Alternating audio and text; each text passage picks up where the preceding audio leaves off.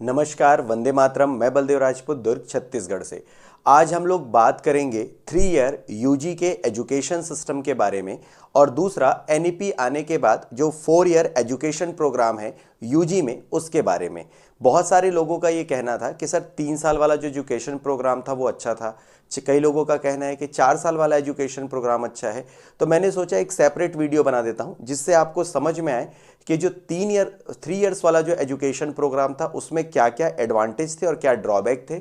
वहीं आपको ये भी समझना होगा कि कोई भी चीज़ परफेक्ट नहीं होती, इसीलिए 4 साल के एजुकेशन जो प्रोग्राम है उसमें क्या क्या एडवांटेज हैं और अभी वर्तमान समय में क्या क्या ड्रॉबैक हमको देखने के लिए मिल रहे हैं। तो चलिए शुरू करते हैं। देखते हैं कि 3 ईयर्स जो एजुकेशन प्रोग्राम है ये 2022 से पहले सभी जगह चल रहा था। 2022 में इंडिया के काफ़ी सारे जो कॉलेजेस हैं, स्पेशली जो ऑटोनॉमस कॉलेज हैं, वहाँ पर कुछ कॉलेजेस को सेलेक्ट किया गया और वहाँ पर एनईपी के तहत 3 ईयर्स वाले जो आपके एजुकेशन प्रोग्राम थे उनको रिप्लेस किया गया। तो हम बात करते हैं 2022 से पहले, मतलब 2022 से पहले जो 3 ईयर वाला एजुकेशन प्रोग्राम था और जो आज भी अभी कंटिन्यू कर रहा है, क्योंकि अभी वर्तमान समय में केवल फर्स्ट ईयर को ही फर्स्ट सेमेस्टर किया गया है। तो देखते हैं 3 ईयर्स एजुकेशन या यूजी प्रोग्राम में एडवांटेज क्या थे। Time and cost efficiency. देखिएगा, इसका सबसे बड़ा एडवांटेज ये था कि आप 3 साल में ग्रेजुएट हो जाते थे। दूसरा, पैसा भी कम लगता था। पैसा क्यों कम लगता था? क्योंकि साल में एक बार प्रैक्टिकल एग्जाम होता था, एक बार थ्योरी एग्जाम होता था, तो बच्चों को कम कॉस्ट लगती थी। सेमेस्टर होने के बाद प्रैक्टिकल भी 2 बार होगा, तो आपको 2 बार प्रैक्टिकल फीस देनी पड़ेगी, 2 बार मेन एग्जाम का फीस देना पड़ेगा। तो जो पहले 2000 5000 में हो जाता था, अब उसके लिए डबल अमाउंट बच्चों को देना पड़ता है। दूसरा, 3 साल में आप ग्रेजुएट होते थे, अभी आप 4 साल में ग्रेजुएट होंगे। अब देखिएगा, फास्टर एंट्री इनटू वर्कफोर्स, मतलब आप जो है अगर 3 साल जल्दी से आप कंप्लीट कर लेते हैं, अगर कोई भी बच्चा बीएससी पढ़ा होगा या बीए या बीकॉम जो पास हो गया होगा, अगर वो इस वीडियो को देख रहा है तो उसको अच्छे से पता है कि जो लगातार 3 साल में पास हुआ है वो एक बार एडमिशन लेता है और बहुत जल्दी फाइनल ईयर में पहुंच जाता है। अगर आप पढ़ते हैं तो उस कंडीशन में बहुत जल्दी कॉलेज का सेशन जो है वो निकल जाता है। तो बहुत जल्दी आप कंप्लीट कर सकते हैं, ग्रेजुएट हो सकते हैं। दूसरा, जो भी आपका काम है, फॉर एग्जांपल आप कोई व्यापारी हैं या किसी कॉम्पिटिटिव एग्जाम में जाना सकते हैं या अपना खुद का कुछ नया बिजनेस स्टार्ट करना चाहते हैं, तो ग्रेजुएशन के बाद ही घर वाले नॉर्मली मतलब आपको बोलते हैं कि आप नया अपना काम कर लीजिए, तो बहुत जल्दी हो जाता था, आपका 1 साल जो है वो बच जाता था। आइडियल फॉर फोकस्ड करियर, मतलब आपको जिस भी चीज में फोकस करना है। फॉर एग्जांपल, अगर मेरे को पीएससी यूपीएससी की लाइन में जाना है तो मैं 12th के 3 साल के बाद ही इस फील्ड में जा सकता हूं। अगर मुझे व्यापार करना है तो भी मैं 3 साल के बाद अपने वर्क पे फोकस कर सकता हूं। तो इस प्रकार जो 3 साल वाला एजुकेशन प्रोग्राम था उसमें आप जल्दी से अपने काम पे फोकस कर पाते थे। चौथा, popular into many countries like UK, Australia and India. देखिएगा, जो 3 ईयर्स का यूजी का जो प्रोग्राम है वो हर जगह नहीं है। केवल जैसे, अगर केवल नहीं, बहुत सारे ऐसे कंट्रीज हैं जहाँ पे है, जिसमें अगर अपन बात करें तो यूके हो गया, ऑस्ट्रेलिया हो गया, इंडिया हो गया। इसमें 3 ईयर वाले एजुकेशन प्रोग्राम को पहले प्रेफरेंस दिया जाता है, बाद में जो 4 ईयर वाला एजुकेशन प्रोग्राम है उसको दिया जाता है। तो अधिकतर जो कंट्रीज हैं वहाँ पर इसका अभी भी जो है वो क्रेज है। ड्रॉबैक क्या थे? लेस टाइम फॉर एक्सप्लोरेशन, मतलब आपको बहुत कम समय मिलता था किसी चीज़ को एक्सप्लोर करने के लिए। इसका कारण ये था कि अगर आप बीएससी वाले होंगे तो आपने देखा होगा कि मैथ्स और फिजिक्स का ही कंटेंट इतना ज़्यादा हो जाता है कि उसी को कंप्लीट करने के लिए आप दूसरे किसी टॉपिक पे फोकस नहीं कर पाते। तो यहाँ पर बहुत कम टाइम मिलता है किसी दूसरे टॉपिक पे जाने के लिए। दूसरा, लिमिटेड रिकॉग्नाइजेशन इन सम कंट्रीज लाइक यूएस। जैसे अगर आप यूके ऑस्ट्रेलिया में हैं तब तो आपके लिए अच्छा है, लेकिन जैसे यूएस हो गए या ऐसी बहुत सारी कंट्री, डेवलप्ड कंट्री हो गई, जहां 3 ईयर एजुकेशन प्रोग्राम को उतना महत्व नहीं दिया जाता।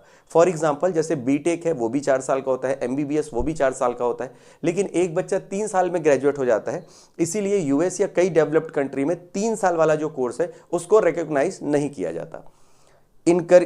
Increased academic pressure. देखिएगा, आपको 3 साल में कंटिन्यू पास होना रहता है। अगर आप 1 साल भी फेल होते तो फिर उसमें बहुत ज़्यादा तकलीफ हो जाती है। तो प्रेशर बहुत बढ़ जाता है कि आपको हर साल क्लियर करना है। अगर आप पास नहीं होते तो लगातार आप सुपर सप्ली सप्ली ये फिर और एक्स स्टूडेंट, ऐसा करते करते बहुत ज़्यादा टाइम लग जाता है। तो इसमें एकेडमिक प्रेशर धीरे धीरे स्टूडेंट्स पे बढ़ता जाता है। फीवर रिसर्च अपॉर्चुनिटी तो लगभग ना के बराबर थी, क्योंकि अगर जब पहले के टाइम पे आप 3 साल का यूजी कोर्स में रहते थे तो पहले आपको बीएससी करना पड़ता, फिर आपको एमएससी करना पड़ता, फिर आप पीएचडी में जाते। ये सब कंप्लीट करने के लिए काफ़ी ज़्यादा टाइम लग जाता था, जबकि 4 ईयर एजुकेशन प्रोग्राम आने के बाद आप 4 साल के बाद सीधा सीधा पीएचडी कर सकते हैं। तो जो रिसर्च की अपॉर्चुनिटी है वो 4 साल वाले में ज़्यादा है, जबकि 3 साल वाले में आपको लगभग 1 से 1.5 साल एक्स्ट्रा लगता था। अब आते हैं अपन एडवांटेज के बारे में। कौन से एडवांटेज के बारे में? 4 ईयर यूजी प्रोग्राम के बारे में। तो एडवांटेज क्या था? Comprehensive learning. देखिएगा यहां पर अगर आपने ध्यान दिया होगा, जो भी बच्चे सेमेस्टर में पढ़ रहे हैं, जीई का कोर्स है, वीएसी का कोर्स है, तो ऐसे बहुत सारे नए सब्जेक्ट भी मैथ्स वाले पढ़ रहे हैं जो उन्होंने पिछले बार पहले नहीं पढ़े थे। मतलब 10th तक अगर आपने हिस्ट्री, इकोनॉमिक्स, इंडियन पॉलिटी पढ़ा होगा, तो अगर अब चाहें तो आप बीएससी में एक जीई का कोर्स ले सकते हैं, जिससे आप बाकी चीज़ों को भी पढ़ पाएंगे। इससे उन सभी बच्चों को मदद मिलेगी जो आगे आने वाले टाइम पे प्रतियोगी परीक्षाएं, मतलब कॉम्पिटिटिव एग्जाम की तैयारी करेंगे, और बहुत डिटेल से आपको पढ़ना मिलेगा, क्योंकि कोर्स कम कर दिया गया है, टाइम भी कम हुआ है, लेकिन इतना सफिशिएंट टाइम दिया गया है कि कोई बच्चा अच्छे से पढ़ना चाहे तो बहुत अच्छे से चीज़ों को समझ सकता है। Better global recognization. देखिएगा जैसे यूएस हो गई या बाकी डेवलप्ड कंट्री में 4 साल वाले जो एजुकेशन प्रोग्राम है उसी को प्रेफरेंस दिया जाता है। तो जो बच्चा अब इंडिया में 4 साल का यूजी प्रोग्राम अच्छे से कंप्लीट करेगा और वो इंडिया से बाहर भी किसी देश में जाके काम करना चाहेगा, तो उसको कोई भी दिक्कत अपने रिजल्ट को लेके नहीं आने वाली है। More research and internship opportunity. अगर देखिएगा कोई भी बच्चा 4 साल 8 सेमेस्टर क्लियर कर लेता है, उसके बाद वो डायरेक्ट किसी यूनिवर्सिटी में पीएचडी का एंट्रेंस एग्जाम देके डायरेक्ट पीएचडी कर सकता है।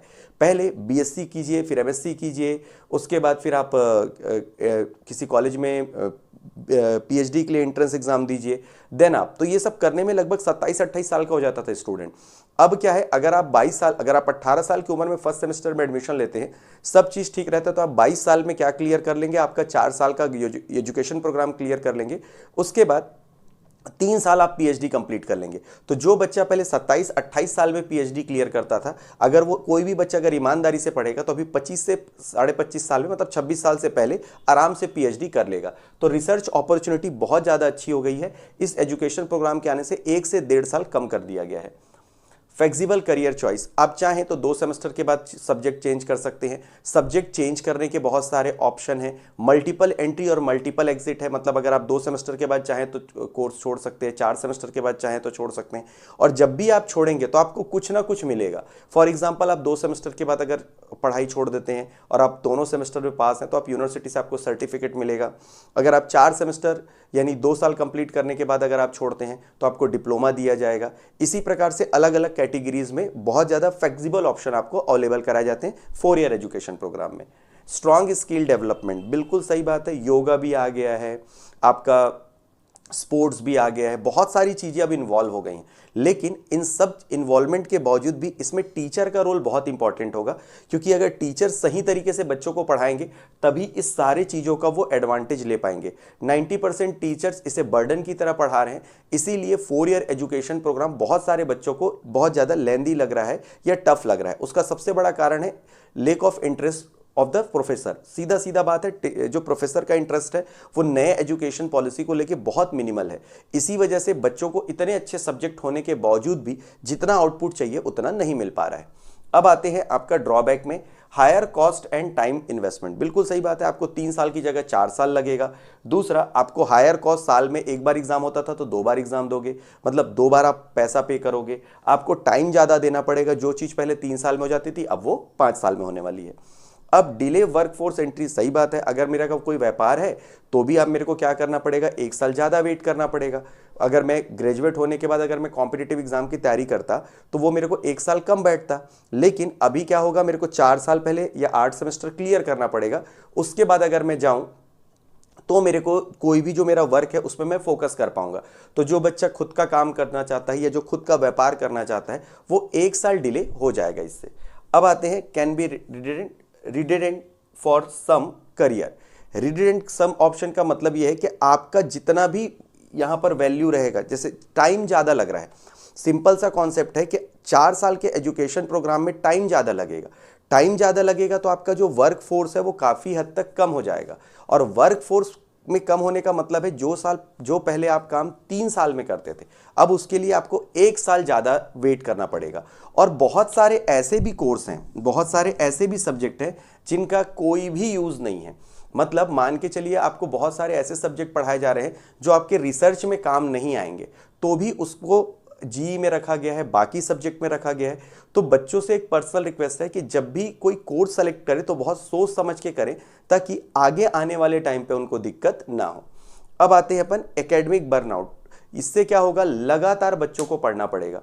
पहले क्या होता था, अगर जो एग्जाम है वो मार्च अप्रैल में खत्म हो जाते थे, तो मई जून जुलाई 3-4 महीने का बच्चों को जो रेस्ट मिल जाता था। अब रेस्ट का ऑप्शन है ही नहीं। आप अगर जुलाई में एडमिशन लेते हैं तो आपको अगस्त तक मालूम कोचिंग ज्वाइन करना पड़ेगा, या आपको सही तरीके से पढ़ाई चालू करनी पड़ेगी। आप सितंबर अक्टूबर नवंबर 3 महीना पढ़ेंगे, दिसंबर जनवरी में पेपर होना है।